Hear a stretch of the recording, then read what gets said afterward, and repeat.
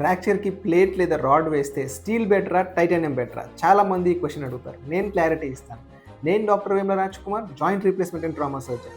First stainless steel implants గురించి తెలుసుకుందాం. ఇవి బలంగా ఉంటాయి, ధర తక్కువ, కాబట్టి చాలా చోట్ల వీటిని వాడతారు. కానీ ఇది టైటానియం కంటే బరువు ఎక్కువ.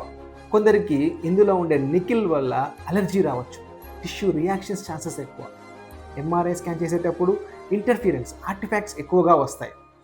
టైటానియం ఇంప్లాంట్స్ వల్ల లాభాలకు వస్తే శరీరానికి చాలా బాగా సెట్ అవుతుంది, అలర్జీస్ కూడా చాలా తక్కువ. ఇవి బరువు తక్కువగా ఉండడం వల్ల పేషెంట్కి కంఫర్ట్గా ఉంటుంది. ఆస్టియో ఇంటిగ్రేషన్ ఎముకతో నేరుగా కలిసిపోతుంది, దీనివల్ల లాంగ్ టర్మ్ స్టెబిలిటీ వస్తుంది. ఎంఆర్ఐ స్కాన్కి కూడా ఇబ్బంది ఉండదు. కొన్ని స్టడీస్ ప్రకారం titanium implants infection non union rate తక్కువగా ఉన్నాయని తేలింది. కానీ స్టీల్ కన్నా చాలా కాస్ట్లీ, ఎముకతో బాగా కలిసిపోవడం వల్ల కొన్నిసార్లు ఇంప్లాంట్ తీసివేయడం కష్టంగా ఉంటుంది.